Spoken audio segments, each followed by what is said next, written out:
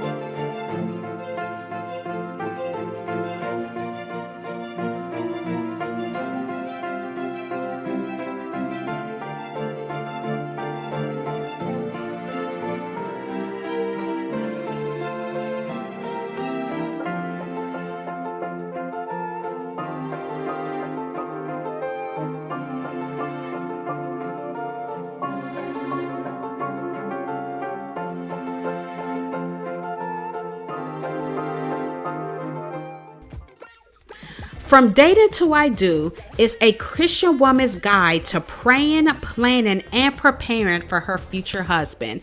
If you are a single woman, this book will help you stop feeling stuck and start living a more fulfilling life today. You'll date with integrity and self-respect in today's anything goes society. You'll position yourself to meet Mr. Right without looking desperate or compromising who you are. If you're ready to live the life that God has for you, and if you're ready to prepare for the next season of life, which is marriage, then this book is exactly what you've been looking for. It is available right now at Amazon.com.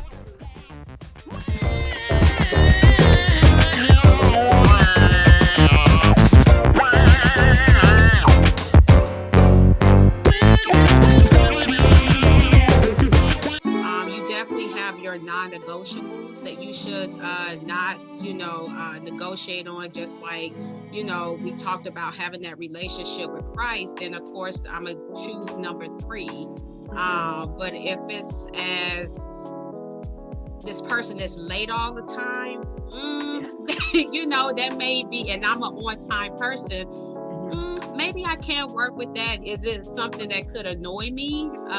Yes, but it is something I live with for the rest of my life, So I guess it just all depends on, again, your non-negotiables, your green flags, which is, you're okay with it. Then those yellow flags you may be annoyed with, but, it doesn't drive you away like those red flags.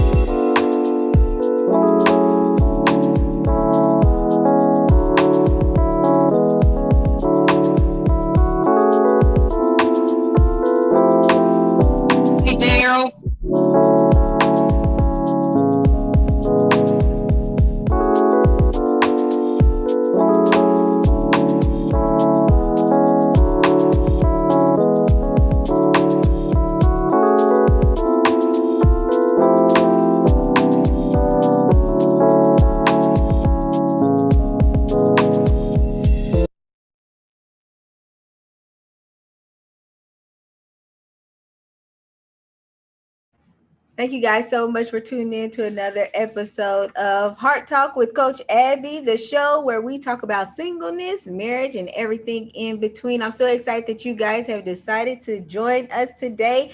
Today, we are going to be talking about a very important subject. We're going to be talking about premarital sex. Premarital sex.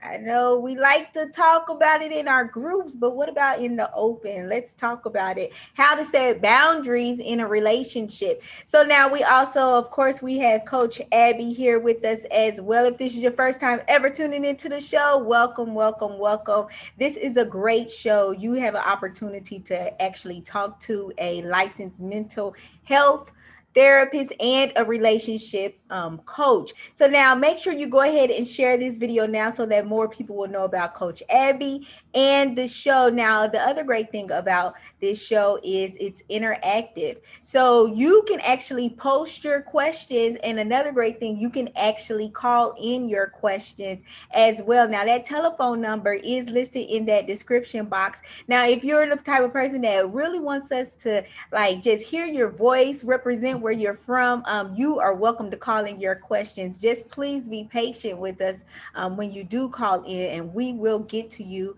as well. We definitely encourage you to call in. I like to find out how people sound. You know, I talk to so many people online, but I want to hear their voice.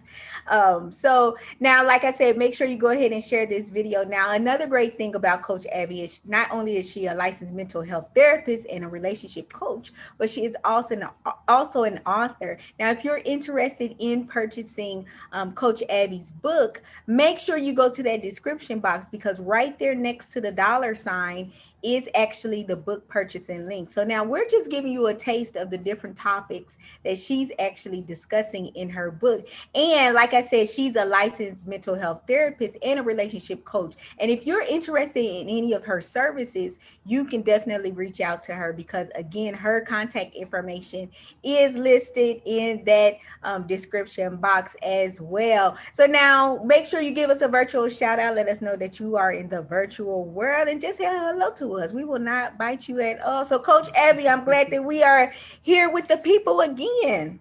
No, these 2 weeks be rolling, don't they? They be rolling, girl. They waste no time. They come.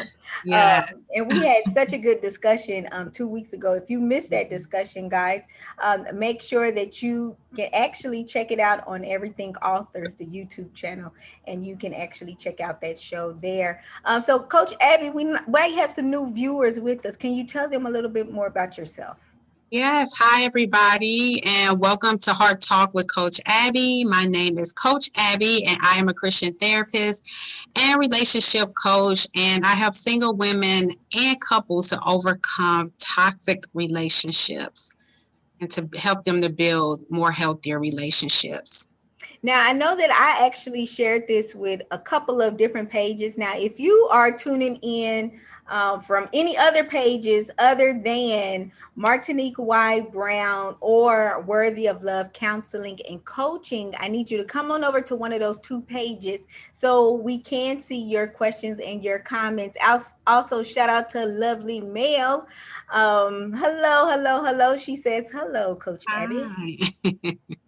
So lovely Mel, thank you so much for tuning in. Make sure you go ahead and share this video now. And I know that you guys are tuning in because I see you. I see the eyeball, whereas the numbers are increasing. Give us a shout out. I'm telling you, we won't bite you at all. So now, Coach Abby, why did you feel that it was important to address this topic?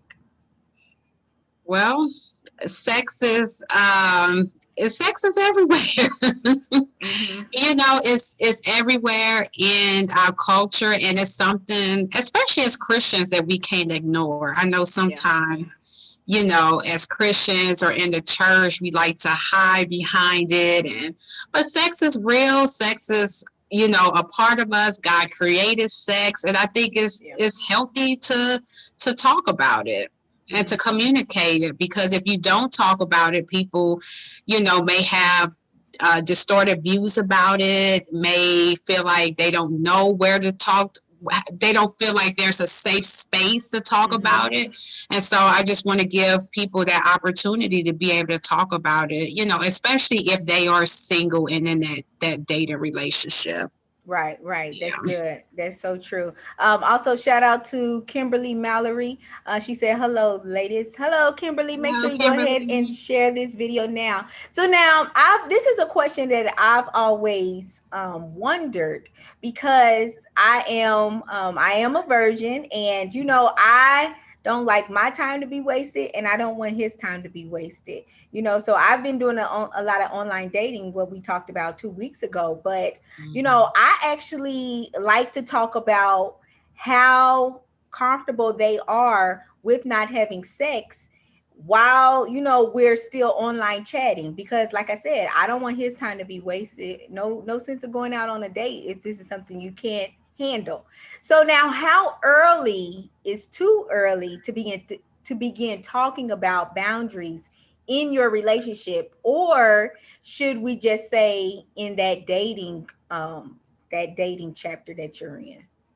No, I think it's never too early to talk about what your beliefs are to that person, like you said, just so you're not wasting that person's time. So I think it's important, if you meet somebody online, if you're meeting someone offline, to talk about what your expectations are, and your expectations that, you're waiting for marriage, you're abstaining. For those that may not be virgins, you are abstaining from sex, or those that are virgin, you're keeping yourself into marriage. I think that it's important to share that up front, so that person can already know what what are they dealing with. So you want to make that really clear from the very beginning. Yeah. Yeah. So now I do want to give a shout out to Evelyn Whitney. She said, "Hello, everyone." And Lovely Mel also says that she feels that this is a great topic to discuss because she is a fresh divorcee and she's preparing for single life.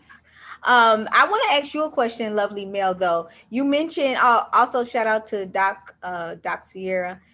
Um, Thank you, Doc Sierra. She said my hair look good, girl. I'm trying to get one. That is a man abstaining.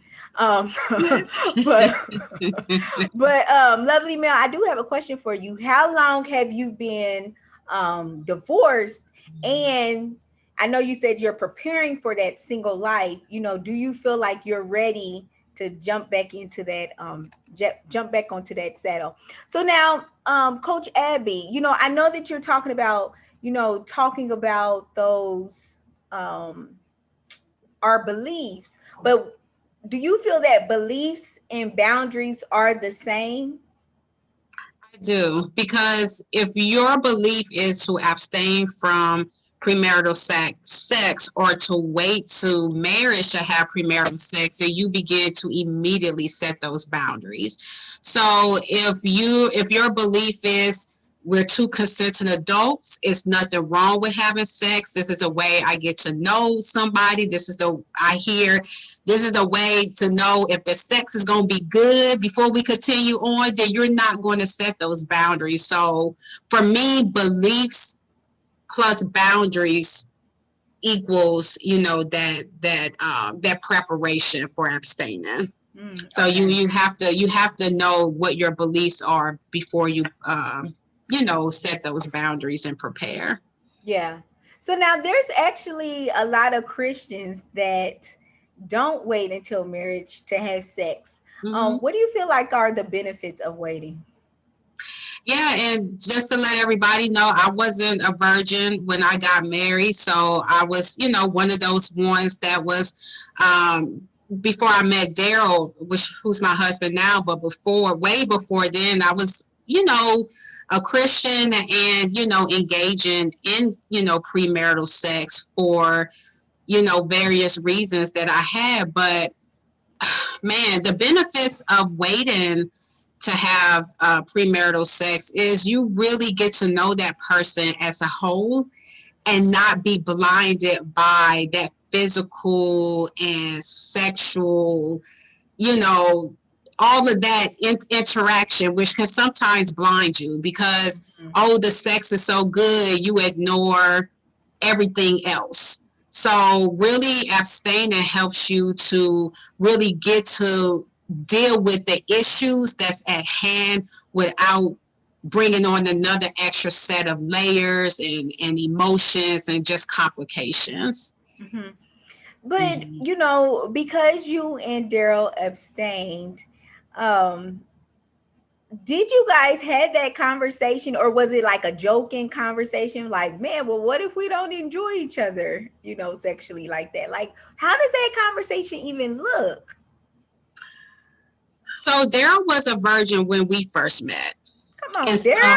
I'm telling you, people don't yes, even think that male versions yeah. exist. And he was a virgin, and it was me that felt uncomfortable. It was me that felt a lot of shame and guilt because I didn't say myself. And I'm like, okay, first of all, he's a male and he's a virgin. Like, what the heck is going on here? Mm-hmm. There was that piece that I had to get comfortable with myself first to even being able to accept that. And really know, well, I was ready to say, I don't want to continue having sex before marriage. So for me, that conversation didn't really come up for the both of us, because since I've already had it and it didn't work out, I was determined to really do it God's way. So, Okay. you know what I'm saying? So that conversation, I thought behind my mind wasn't, oh, what if it's not good? This and that, because I was already done with that. I was ready. I was at a different mindset and ready to be doing something different. And that different was doing what God had said from the beginning. Yeah. Now, talk to those people that is not at that mindset of what if it's not good, but they do want to wait. Because if you're somebody, and this is just my thoughts, you can tell me if I'm wrong, viewers and Abby, Coach Abby. But you know, it seems like if you do have sex, especially if you've had good sex before, and then you're trying to do it God's way, you're trying to wait, and you've had bad sex before, then it could possibly creep up in your mind like, man, what if he just not good? Like, what if I had to live with that? How would you help a woman or even a man with that mindset? Like, I want to do it God way, but the enemy is attacking my thoughts in Mhm. saying that, well, you're gonna be stuck with this type of sex the rest of your life if you do it God's Right. way. So when I think of sex is really is another form of communication, right? It's That's another good. form of, physical touch, physical communication. So when you're intimate with somebody and that in that deep level, there has to be that form of communication. It has to be that vulnerability. It has to be that transparency. It's just not bang, the sex is good, and I mean it is like that. But if you want that deeper connection, and if you Mhm. really love that person, and if you really want to commit to that person, sex takes time to get there. You know what I'm saying? To really be able to get to know that person on a deeper level. Mhm. So if you wait and during that honeymoon, that first date, it may not be that great, or your expectations may not be that great, then that's when you come together and talk about it. That's when you come together to really communicate. Well, what works, what doesn't work, do you want to try, what should we not try? It's all about that communication and that transparency and vulnerability when discussing sex.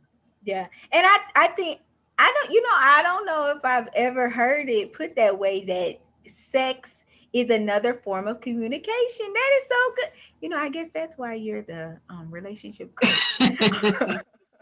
But I just think that is so good how you articulated that. Um, but I do have a question, just as somebody that has liked somebody a lot. And I know my hormones start jumping when I'm even talking about sex. So if I'm with the person that I like now, if somebody I don't like, I have no problem. Um, but if I'm talking to somebody that, we're, you know, maybe we like, ooh, we love each other, and we're talking about, okay, maybe I should ask the question, do you even recommend, before we're engaged, talking about the how we think we would like things sexually, or do you think we should hold off on that conversation because of our hormones and wait until we are married? I think you should definitely talk about it in a safe space, like in the premarital counseling, Okay. okay, with the therapist, or with the coach, or with the pastors, or with the premarital group, because Daryl and I, we did the same thing when we was going through our premarital classes. Sex was talked about because that is a part of marriage. So if you're in that serious stage where you're engaged, or in that stage where this is the person you're going to marry, this sex will come up. It has to come up, because you want to know how that person feel about sex. Has there been any sexual abuse or trauma in that person's past? What are the person's views about sex? Are they really conservative? Are they really liberal? Are there any ideas or how often they want to have sex? It's a lot that comes with sex. So it's so important to really talk about that. But I would recommend talking about that, like I said, really in that engagement and premarital stage, not like during the beginning where you're just starting to, meet somebody. Well, you know what? So that's a boundary in itself, you know, controlling your conversation, you know, when it comes to sex. Because if you're Mm-hmm. talking about this in a safe space, then it's kind of like, okay, well, if this is one of our boundaries where we know how we are when just talking about it one on one, then you know we have to wait for that safe space. But don't you think that that's kind of limiting though? Because if, let's say that I have my safe space, we have our safe space time every Saturday, and I'm Mm-hmm. thinking of something like Monday, I gotta wait until Saturday. No, it should definitely be an ongoing conversation, but I'm Okay. just saying it shouldn't just all be with just the two, just you guys alone. I'm Okay. saying that there should be that professional as well to help guide the conversation. Oh no, Okay. we've had homework assignments about. I think one of our Daryl, you can put it in the chat, but I think one of our books was about strictly about sex, either a Okay. book or one of the chapters. So no, definitely it should be an ongoing conversation. But I guess what I'm saying is not to have it with just the two of you all, but just to also have it in that safe space as well to help guide those conversations. Mm-hmm. Mm-hmm. Mm-hmm. And Doc Sierra said that talking about it at 2 a.m. is likely not good. That is so true. Yep, that's a boundary setter right there. Yes. But I know that you actually mentioned, you know, having this conversation when it sounds like when we're pretty serious. Now, just in my opinion, I feel like I need to have this conversation maybe early on before I'm really in love with this person, because if I do find out some things about him, then I want to be able to easily break it off and not be blinded, you know, because I'm so in love with him now, and just brush it to the side when deep down I really have a problem with it. What do you think about that?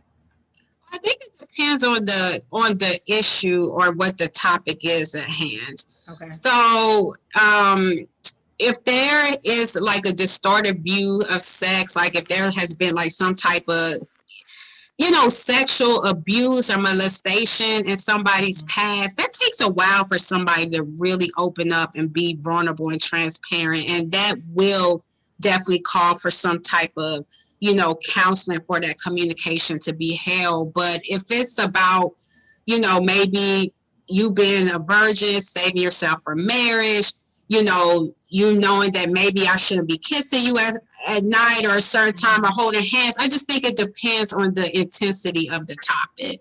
Okay. Okay, that's Mm-hmm. good. So now, shout out to Kaylee Barnes for tuning in. She says, "Hello, ladies. Hello, Kaylee. Hello. Kaylee, Hi, Kaylee. make sure you go ahead and share this video now." So her question is, she says, "Hi, ladies. joined a Christian dating site, and the men I've been talking to said, I am trying my hardest to not have a physical relationship and want to do things differently that are honoring to God. Does this sound like a good sign? Shoot, Kaylee, I think that's a great sign, but I'm not the relationship coach. But go ahead, Coach Abby. So Kaylee is asking, she joined the Christian dating site, and what was the question? So she joined the Christian dating site, and the guys that she's been talking to um, said, I'm really trying my hardest to not have a physical relationship, and I want to do things differently that are honoring to God. And so her question to you is, does this sound like a good sign? Yes, especially from the men. I know that's right, Kaylee. If you don't think it's a good sign, Kaylee, send them my way. Oh, but I like them. I don't discriminate, Kaylee, but I like them dark. So another question we have from Evelyn Whitney. She says this conversation is usually very difficult for men than it is for women. How do you advise women deal with the fallout from men who don't value waiting the same way as she does, given the different ways men and women socialized that way? That's the first question. And I can read it again if you need me to. So if I'm hearing correctly, okay, go ahead. You So can she read it said, again, Martin. okay. She said this conversation is usually very difficult for men than it is for women. How do you advise women deal with the fallout from men who don't value waiting the same way as she does? Given Just answer that part. How do Okay. you advise women deal with the fallout from men who don't value waiting the same way that she does? And I think, Evelyn, it's important to have that conversation in the beginning, just like what we talked about during the beginning of the show, is to really have that conversation in the beginning so there are really no strong emotions attached. If you are online dating, making sure that's on your online profile. If you are meeting somebody offline, making sure those conversations about your plan to abstain from premarital sex, to wait on the Lord. And if that guy is not with it, then it's no point of trying to convince him, trying to argue with anybody. You know your stance, you know your beliefs, you know your values, you know who you are in Christ, and just move on. Mm-hmm. Yeah. And I think one of the key things that, like, one of the things that I really realized with people in general, like, I should not be going into this relationship trying to change this person. That's right. If this is his stance right now, then I'm going to be the one that's disappointed, that he does not change. And, the Bible does teach how, like, we are going to be the ones that fall into that, temptation, with it. So it's like you cannot go into it trying to change it. So now another part of Evelyn's question for that was, is it really as simple as denouncing his Christianity? Now, Evelyn, are you saying that if he does not feel the same way that you feel about not having, abstaining from sex until marriage, are you saying that could we denounce his Christianity from that? Is that your question? Or do you understand what she's asking on that second part of the question, Coach Abby? Yeah, I'm not sure about denouncing Christianity because we really don't know the heart of anybody. Like I said, I struggled with premarital sex.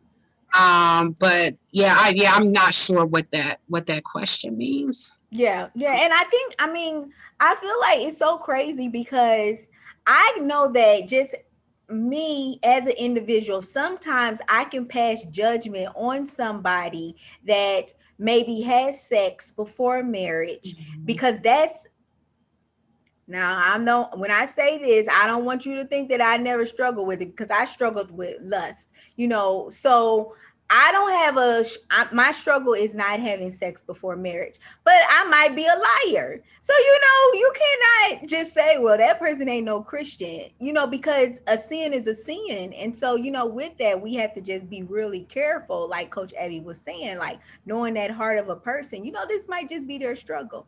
So, one person's struggle may not be somebody else's struggle. And so, we just got to be careful about that. So how does your book actually address this topic, Coach Abby?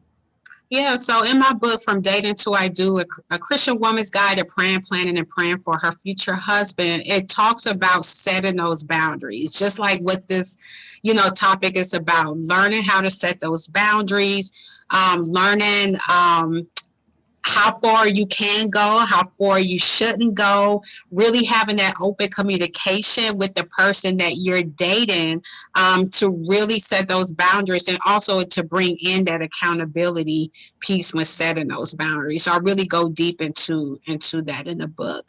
Yeah, and if you're interested in purchasing Coach Abby's book, right there in the description box next to the $ is actually where you can purchase the book. Now, like I was saying at the beginning of the show, we're giving you a taste of this topic, but that's the beauty of having a book. You're able to read it at your own pace, implement the things that you've been learning, and just try it out for yourself, seeing what works and what doesn't work for you as well. But you'll be able to go a lot more in depth when you do read the book. So when you click on that link, you'll be able to read that book summary as well. So now I want to ask the viewers, what do you all think that setting a boundary looks like when it comes to premarital sex? And Coach Abby, while they're writing that, can you tell us what did some of those boundaries look like for you and Daryl?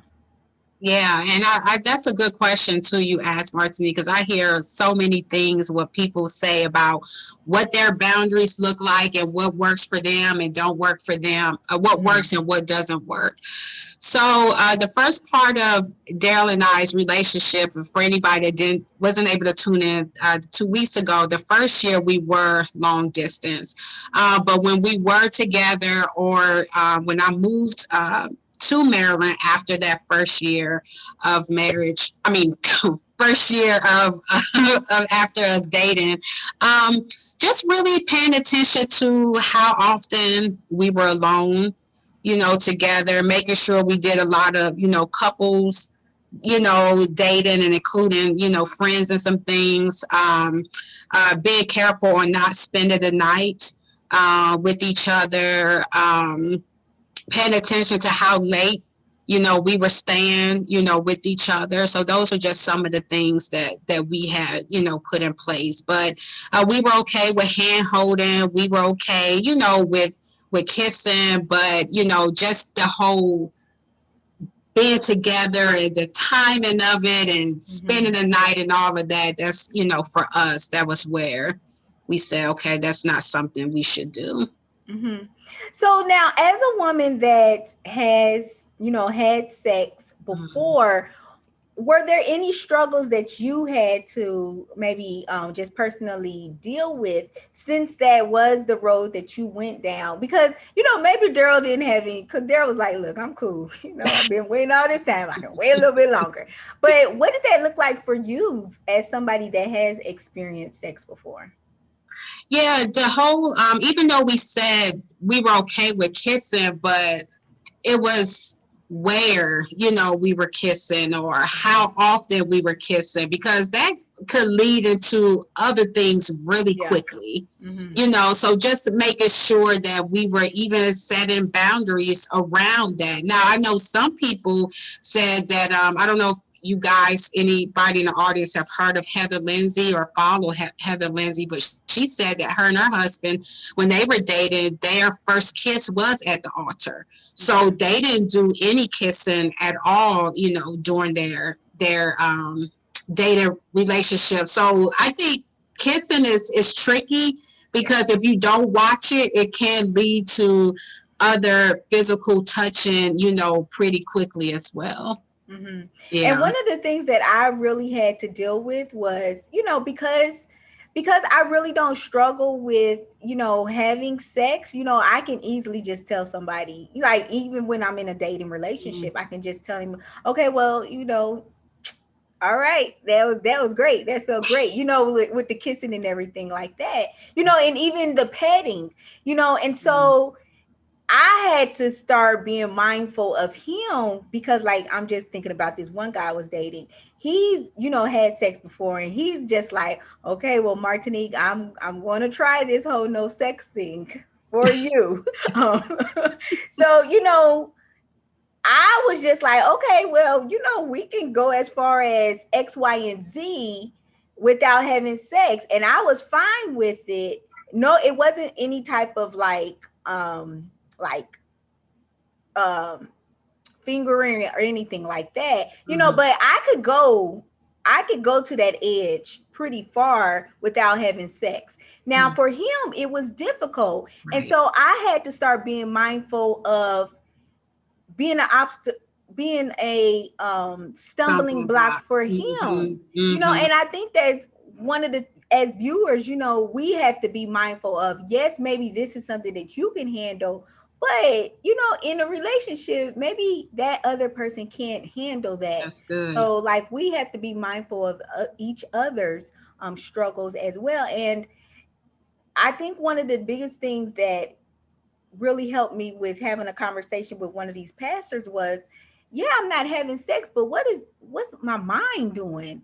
Am I Mhm. still like, am I doing porn? Am I lusting after somebody? So when we're talking about premarital sex, y'all, it's not just about the act, but it's also about our thoughts. Like, let's work on our thoughts and having those be pure as well. So how did that look for you and Daryl, though? With, no, y'all wasn't having sex, but just maintaining that purity and being honoring to God. Like, was there boundaries that you guys had to set with, like, maybe movies or music or anything like that? No, not with the media, not for me personally or for him either. But I definitely agree with what, you saying though, where a lot of people, reading, Mm, television, music, yeah. that plays a piece into the lusting and how far it can go. So I that was good, Martini, that sex is mental and it starts in the mind first. So Hmm. once it starts in the mind, if you're not careful with it, then it can go into the physical aspect as well, begin to Hmm. acting out what you thinking and seeing. Yeah, yeah. Yeah. So now let's talk about, like, the intricacies of these things. Now, some people feel like, okay, sex is sex, but we can do the petting, we can do the fingering, we can do the masturbation with each other. What's your thoughts on that as Christians? The you use the word purity. And so we have to ask ourselves, how is this honoring Christ? How is this honoring our bodies? How is this helping us to be pure in our hearts, in our minds, and our thoughts, and in our behaviors? And what is the purpose of this? Is the purpose to please God, or is it the purpose to please my needs temporarily? Mm-hmm. Mm-hmm.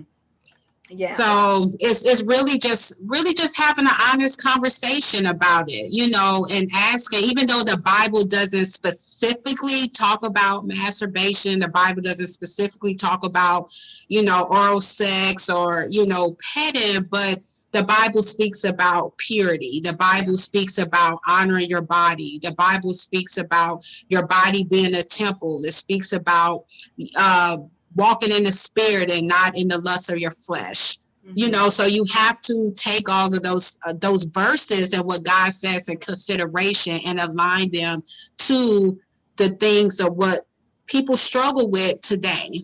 Yeah, yeah, that's so true.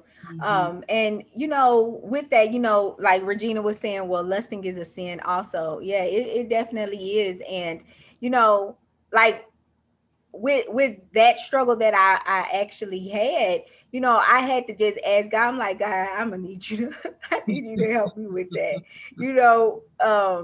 because it was kind of like crippling, because when, like you were saying, it starts in the mind. And I wouldn't even want to get out of bed yet, until I was done with my entertainment in my mind, and it's like, but Martinique, it's so much more than this. It's like, this is something that I want your husband to be doing for you. And so it's Mm-hmm. like so much bigger, than, the that temporary pleasure, like you were talking about And it as brings well. the right, and it also brings like a distorted view of sex. Like God Yeah. created sex for union, for marriage, for pleasuring, husband and wife. That was his way for husband and wife to enjoy each other. And then when we think about the ways that we're self-pleasing Yeah. ourselves, and how we bring selfishness into sex, then you go into marriage, right? Mhm. Having those same distorted views, like, oh, you need to be pleasing me, or you need to do this way or that way. So you bring in those selfish ways and desires into your marriage, and then that's how adultery that's how just a lot of other things start to happen, Mhm. because it wasn't dealt with from the beginning. True. So now, when we are setting our boundaries, is it just, I'm going to act like you're Daryl. Is it just like, okay, well, Daryl, do you have any boundaries that you feel that we need to set in this relationship? Or like, how does how should we even start this conversation? So I would suggest a person to um, ask themselves, or ask each other, um, what does what I like to ask how well hold on. How far you want to go, bruh?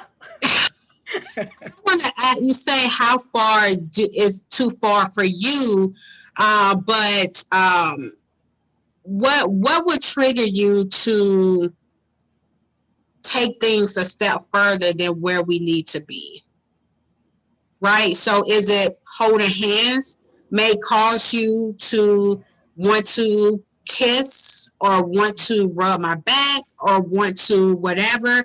Or does kissing get you to A, B, and C? Or does talking in the car late at night get you to want to do things? So what certain activities, what certain behaviors get you into a certain mindset where you're thinking of other things? That's good, Coach Abby. That's good. So we need to know our triggers. Yes. Okay. Yes. Okay. So let me ask you all, the viewers, how comfortable are you all with that? Like, just when you're talking to somebody, okay, you're telling us, I'm dating this guy for a month.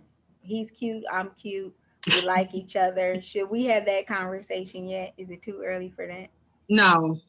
And hopefully you all You would said have do not within. have that conversation yet? No, it's not too early. I'm Okay. sorry. It's not too early. And hopefully the conversation of abstaining until marriage would have already been talked about within the Oh month. girl, he wouldn't even made it Oh, okay. to the telephone part yet. First things first. So Coach Abby, other than premarital sex, what are some other things that you think that boundaries need to be put in place for? Wow. There's when it comes to a dating relationship, it's sex, money, um, living together is a huge boundary. Um, how often you should hang with friends or doing other hobbies or interests. Mm, Relationships are so complicated. I mean, I'm sorry, it's not complicated. It's different layers to it. Is yeah.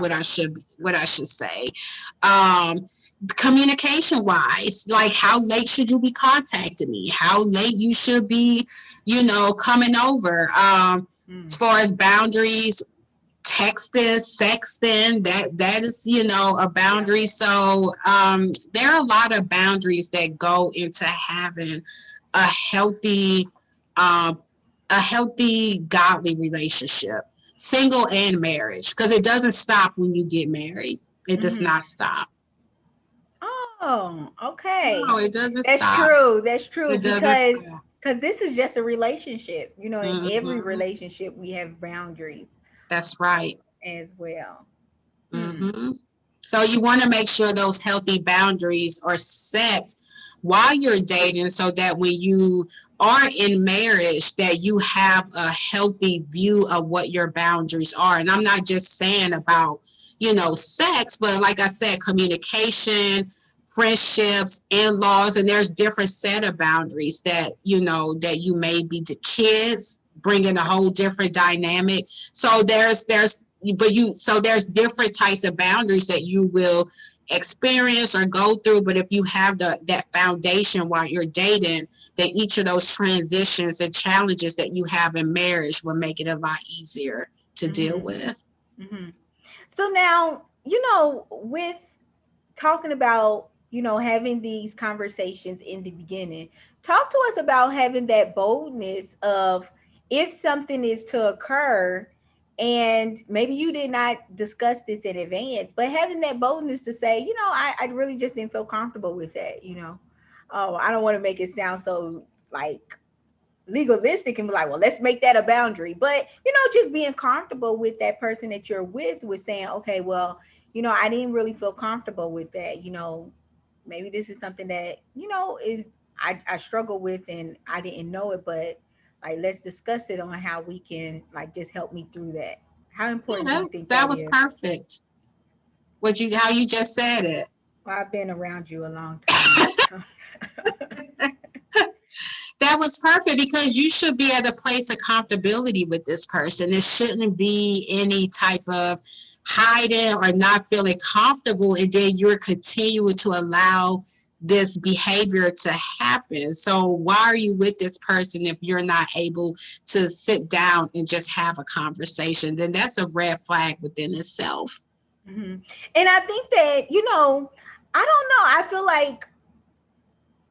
feel like because like you were saying that conversation is so key in the Mm-hmm. relationship that maybe somebody could begin to get angry with some that other person because they didn't speak up and say, well, I don't like when you do such and such, or this is something that makes me feel uncomfortable. And then we kind of act like, well, this person should be a mind reader, they should know that I don't like this. No, you can't be angry with somebody that you did not communicate something to help them to address it. And so Mm-hmm. I feel like I say that to women, like we can't become angry at people. Guys are not mind readers. That's right. And that's right. And there's that healthy form of communication, Hmm. right? So if you're not able to speak out what's bothering you or why you're angry, then what other things are you going to hide and not speak out against? So that means that there's some deeper issues there that need to be worked through. Hmm. Hmm. So now I know that you actually talked to us a little bit about accountability of partners. In your view, what is an accountability partner? An accountability partner is someone that you can trust. That's someone um preferably like somebody that's married, that has already been through it and can help you, guide you, and encourage you and support you along the way. Or if you don't know any healthy married couples, that's fine. If you have like a friend that may be stronger in that area that you can go to pray with. So as long as that person is there that is strong in that area that you may need support and guidance to, that's an accountability Hmm. person or Hmm. partner. So now, how can accountability partners help with the success of boundaries that's put in place, you think? Yeah, so if the person says, so if you, Martinique, say, Coach Abby, I'm dating this guy, we're doing well, you know, I want to set some boundaries in place. We talked about it. These are what our boundaries are. Can you help hold me accountable in those boundaries? Hmm. So you tell me what those boundaries are, and then it's my, I don't want to say my job, but it's my role is to help you to make sure I'm checking in with Martini. How often do you want me to check in? Why don't you check in with me after we had our date, just to make sure I'm not in the car with him, that I'm out the door, or he's not behind me walking in the house. So letting me know as your accountability partner when and how often you want me to check in, just to make sure those boundaries are being set. Yeah, yeah. And we actually had Evelyn bring up a good point, and you tell me your thoughts about this, Coach Abby. Mm-hmm. So she said many times even talking about sex puts it on people's minds, even if you are talking about boundaries. The boundary conversation then becomes a trigger, ironically. What's your thoughts about that? Yeah, just like we said, that could happen. And I said that to have that safe space. Okay. If you're, if talking about sex is a trigger, then you may want to bring it in the counselor's office or in the pastoral office or in the safe space to talk about, what triggers you about having a conversation about sex, and really learn then how do we have the conversation about sex without it being a trigger. Yeah. Well, I feel like okay. I feel like we are adults, and yes, it may be a trigger, but I feel like that's gonna have to be a trigger that you're gonna have to deal with during that conversation, because we gotta have that conversation. That can't just be his excuse, like, well, we ain't gonna set no boundaries. We ain't gonna talk about no boundaries because that's a trigger for me, Martinique. Like, no, we gonna have to talk about it. And that's why I specifically mentioned a therapist, because if you're not able to have a conversation about sex, Mm-hmm. there may be some sexual trauma, some sexual molestation, some Mm-hmm. unhealthy boundaries. I'm just thinking, as a therapist, why Right. aren't you able to talk about sex unless you've experienced sex in a negative way and you have not gotten over that and have not been healed from that, where you're able to comfortably talk about sex? And that's why I talked about that safe space to know, okay, why am I feeling so triggered when I talk about sex? Mm-hmm. And then that's when you need to really be open and honest about yourself, as far as why aren't you able to, and really go and seek maybe some professional help on that. Yeah. Because sex is, God created sex. We have to Mm-hmm. realize that God is the one that created sex, not us. So he created it for husband and wife to enjoy, but in order for husband and wife to enjoy it, we do have to talk about it in that dating space. Right. Right. So now, Doc Sierra also made a good point. She said, okay, she made a good point, but Doc Sierra, I don't think that this is what we were saying. Mhm. But this is the comment, Coach Abby. She Okay. said, so many women do not even understand their own bodies or even know what they like sexually. I don't think we should rely on a man slash husband to determine what we like sexually. So I don't think that that's what we were saying, Mhm. but I am waiting for my husband to fulfill those things. Now, as a person that hasn't had sex, I kind of know what I think I would like, but once I experience that, I'll be like, Marnick, you don't even like this. So I feel like I don't know. I feel like maybe a month later after having sex, it can be maybe comical for me. Like, Martina, you thought you would go like such and such, and well, it's a totally different discussion. We'll have a celebratory discussion with my husband one day if that happens. But what's your thoughts about that, Coach Abby? Do you Yeah, think that's what we were saying? no, I don't think that we were saying that. Like I said, sex is all about communication, even for that man too.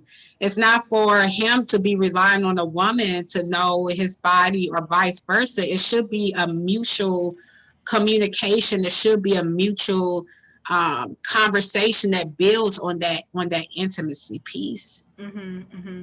So now, do you think that boundaries can be successfully achieved if both individuals struggle in that particular area? It can be, but if you're struggling with it, because it's normal to struggle with it, you really have to have that mindset to really set those boundaries in place and really set up that accountability. Mm-hmm. You really have to make it a priority that this is not what I'm going to do. And if you do fall, because I'm not going to say because you set these boundaries up, you're Yeah. not going to fall. That is not what I'm saying, at all, because you're going to struggle and you may fall into that. Don't beat yourself up about it. Don't say, well, shoot, we done already did it. Might as well go ahead and keep going and see where, Yeah. see where it leads. But have the conversation. Look at what happened, where you all failed, what maybe could have done differently, what might have led to it. Us falling and then picking yourself back up and trying again. Yeah, and I think that that's really good that talked about that forgiveness piece of it, Mm-hmm. because, we all mess up, but I feel like the difference sometimes is, becoming comfortable in your sin, and, as Christians, we have the Holy Spirit. So the Holy Spirit is what convicts us. So, the Holy Spirit isn't going to let you become comfortable with it, but because of our free will, you can begin ignoring the Holy Spirit and you become Mm-hmm. more and more comfortable living in that sin. So that's why, it's so important to just have these things in place, like that accountability partner, Right. Right. knowing your struggles and being equipped, Right. and having those conversations to really help yourself to become a lot more successful Mm-hmm. in the And things it that and you're it can trying to be do. done.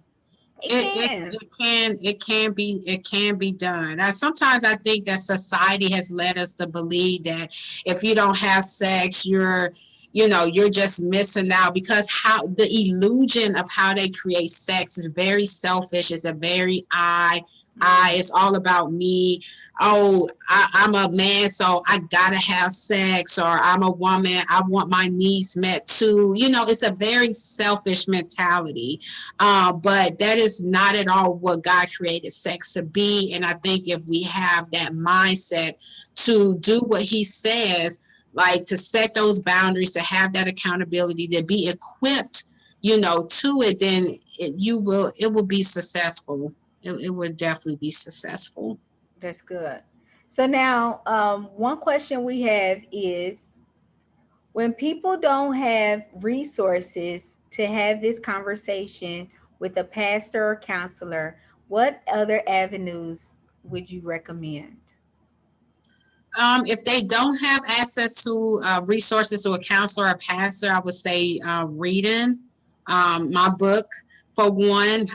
There are also other, books that talk about purity, because I've had them growing up. There's lots of YouTube videos. So there's lots of resources, blogs, books, that you can feed off on if you don't have that pastor or that therapist.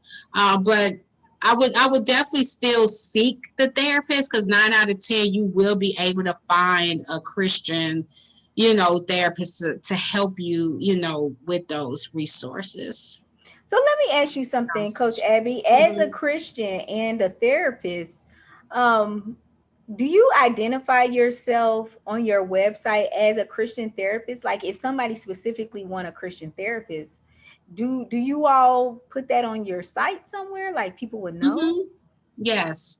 That's why a lot of people reach out to me for therapy, because I say in my bio that I'm a Christian therapist. So yes, Okay. you will be able to, and then you could Google Christian therapist and there'll be a list that come up. So those that practice, have add Christianity into their therapy, you would definitely be able to locate them. Okay. Now this question is coming from Doc Sierra. She said, can you address why some churches are still putting boundaries on sex amongst married couples? Amongst married couples. Mhm. Hmm. I definitely know when it's singles, I really believe there's that boundary where they don't talk about it or prepare singles when it comes to sex and marriage. Well, one of her previous comments was Mhm. that some churches teach that only married couples should have sex missionary style. So I think that that's, going along with Mm. her question as well, because I know that Mm. some people think that it's not that Christians, married Christian couples should not have oral sex. So that also may play into like her question, like why are they trying to just put these Mm. boundaries on sex among married couples? What's your thoughts about that? Oh, that's a good question, Doc Sears. That's new to me. I have not heard that or experienced that. Just been just at my church, I have not heard about boundaries or the pastor. He's always encouraging couples to have sex, to do the sex. So that's new to me. I have not. I would like to know more about that. But as far as my opinion, I don't believe there shouldn't be any boundaries as long as there's healthy sexual relationships within the marriage. And when I Mm-hmm. say healthy, I mean there's not any polygamy, there's not Yeah. any threesomes or foursomes, there's not, Yeah. pornography. Like, so if as long as it's healthy sexual relationships between man and woman, Mm-hmm. I don't see why there should be any restrictions with that. Yeah. Yeah. That's Yeah. good. So let me see. Many do I. So now, what do you do when the person does not agree with the boundaries that you are requesting? Nothing but walk away. So now let's say that we're like, okay, what if me and this guy is really serious, and you want But me if to he's still not walk away with respecting him? your boundaries, if he's not respecting your boundaries as far as what is a trigger for you, then what else is he's not going to respect? Mm-hmm. I So, was thinking you know what I was thinking you was going to say, because I was saying, what would Coach Abby say to this question? So what's I was, I was thinking you was going to say like maybe a compromise. Like maybe what if it's not even the whole sex thing? Like we got the sex thing down pat, but what if it's something to deal with? I know that another thing that we should set a boundary on is maybe money or hanging out with friends. What if, do you feel like with those type of boundaries, should we become a little bit more lenient, or should we still be steadfast like we are with the sex part of it? Okay, so if you say other boundaries, there should be some compromises, but the sex, okay, yeah. Then if you change it to other things like that, yes, but when it comes to sex, I don't think you should try to, there shouldn't be any compromises on what people feel like is a trigger for them.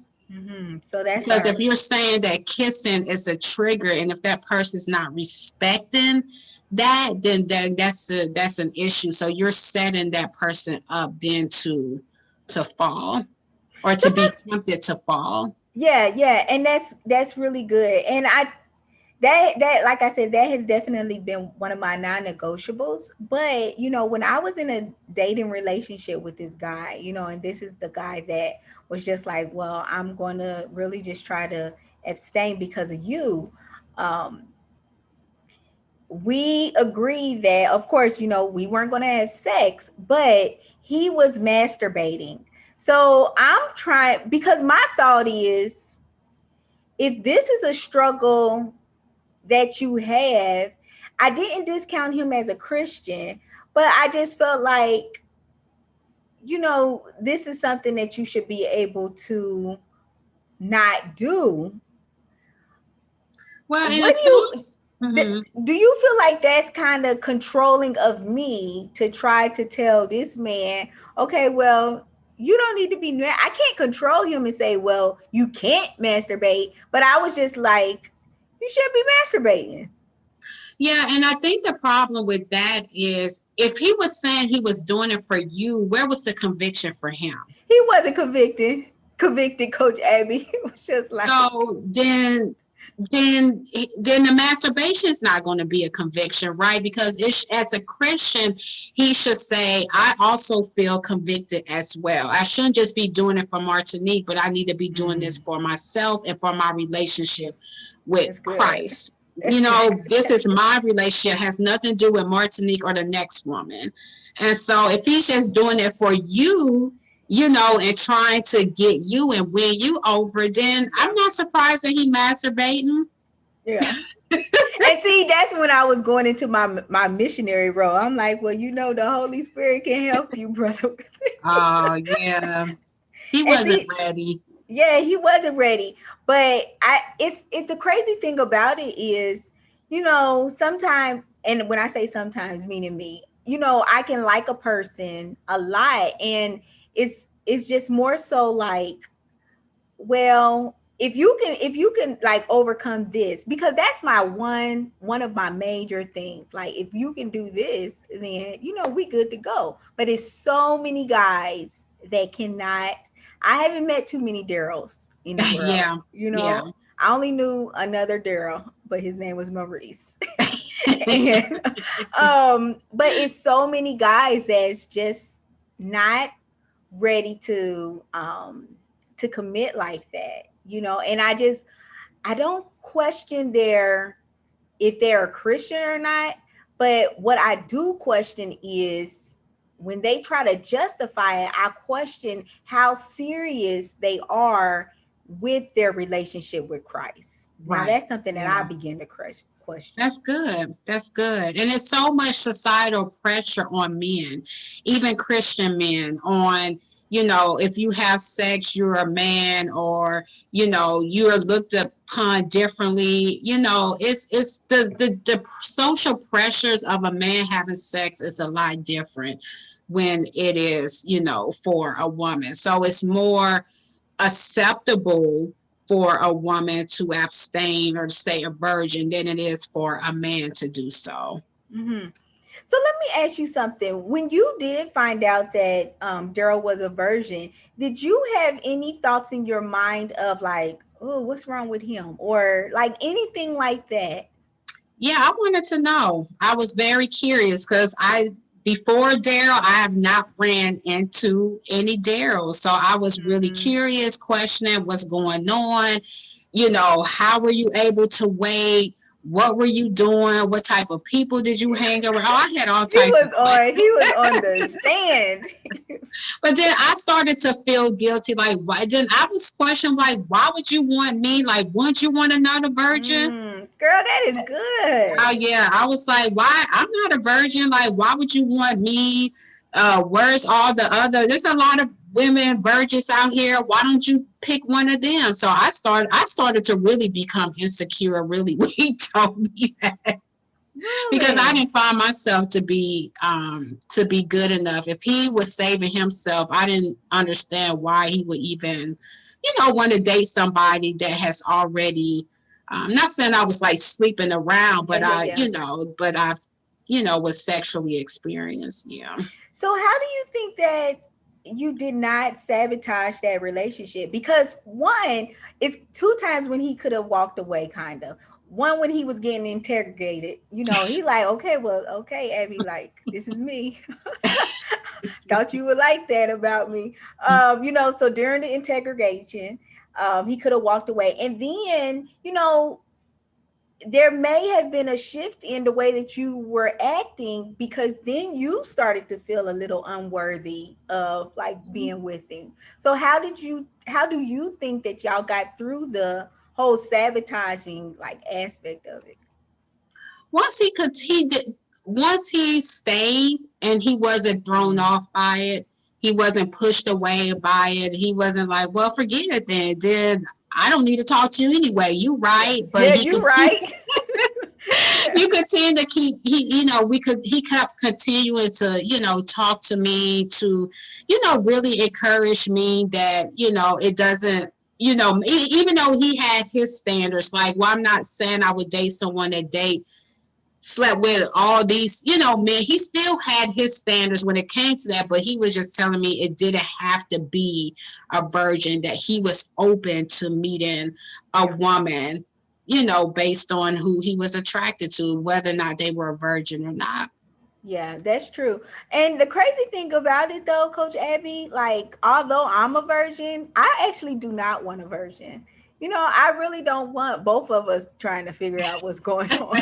Like, It may so be the fun part, because you're new and you'll be able to experience something different together.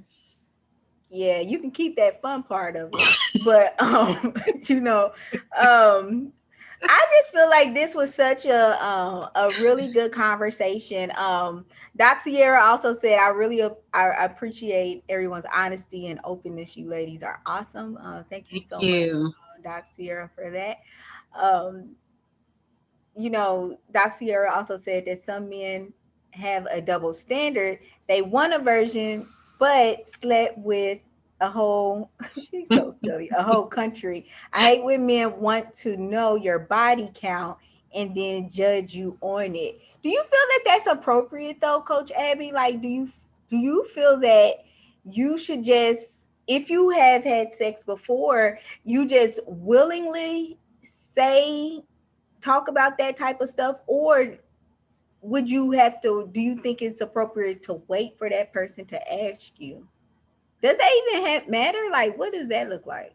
I think it depends on where you are in the relationship, and I think you should talk about it, because they say that when you have sex with one person, when you have sex with a person, you're having sex with the other people that they've had sex with, Mm-hmm. because of that intimate, connection. So I think that it should definitely be talked about. You will want to know that. Mm. So now, Lovely Mel said, I don't speak about sex because I notice guys using let's be friends trying to get sexual benefits and lie about how they are ready to settle. Automatically, that's a turn off. So I am leery about speaking about it from the start. And then I hear I am saved by grace. So I am fine because the New Testament does not bring it up much. I guess it's a challenge when you discuss it or not. I need more discernment on that. Mm-hmm. Mm-hmm. I don't know. I feel like, with that, you really just have to be, not only listen to what the person says, but just Their look at their actions. actions. Look at their Also, actions. Yeah, you you have know, to look at their act. Because don't let them stop you from talking about sex. Because you want to be able to freely talk about it, so you can know who's serious and who's not serious. And you will be mhm. able to know the person, if they're serious or not, based on their patterns, their behaviors, you really have to pay attention to the person, not just what they say, but their actions. So keep talking about it. Yeah, and I think one of the other things is it's kind of like you can almost tell when a person is curious and when, they're just trying to learn something to use against you per se. Mm-hmm. And so it's kind of like maybe you can even ask the question, well, why do you even want to know that? You know, because sometimes, like I said, I've had the conversation with guys about me being a virgin and things like that. And sometimes their questions become so inappropriate that it's like, but why are you even asking me that? Mm-hmm. I don't mind a Q&A session, but like let's be Yeah, honest. Like, what are you trying to do? Like, exactly. Yeah. Yeah. so Don't even entertain the foolishness. yeah. Yeah, don't Yeah. entertain the foolishness. And God will definitely show you like people's true Mm-hmm. colors, but like don't be blinded by their looks. Don't be blinded by their pretty teeth and their job and their money and their car. Because You all really, those can change yeah, quickly. Mm-hmm. yeah. And you have to look at those actions. So we'll leave y'all with that. But July 5th, we're going to be talking about how important is parental blessings before you marry. Now that's a good topic, just because I don't Yes. know if my mom was just like, well, Martinique, I don't think he's a good fit for you. I don't know. I'll be like, Mom, I really like him. I think I really love him. So I don't know It's how a much good I would topic. agree with that, but that is going to be a great discussion. Yeah. Make sure Mhm. that you tune back in with us on July 5th, 9 o'clock Eastern Standard Time. And we'll be discussing that topic. Make sure that you continue to share this video so that more people will know about Coach Abby as well as her services. Can you just briefly tell our viewers the services that you offer? So, for anyone that lives in the Washington, D.C. and Maryland area, I do offer therapy services for any women that are struggling with their interpersonal relationships and want to learn how to build healthy relationships.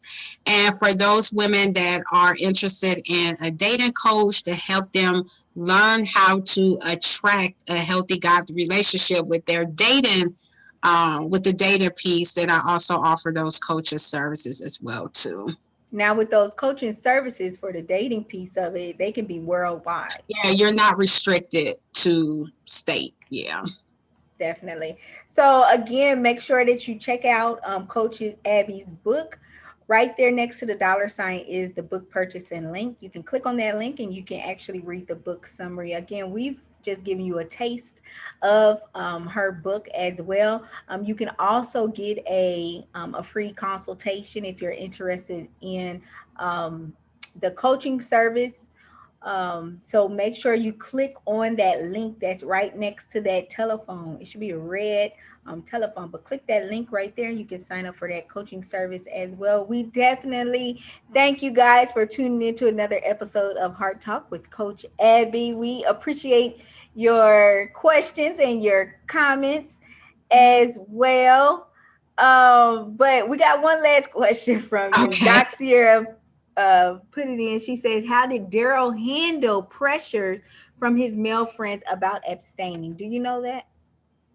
Oh boy. Daryl had a lot of respect. That was one of the questions that I asked him.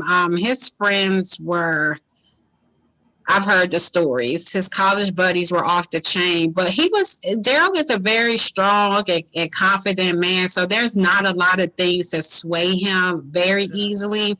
And so he stood his ground, and his friends respect him, and they never like picked on him. They never teased him because he knew how to hold his own.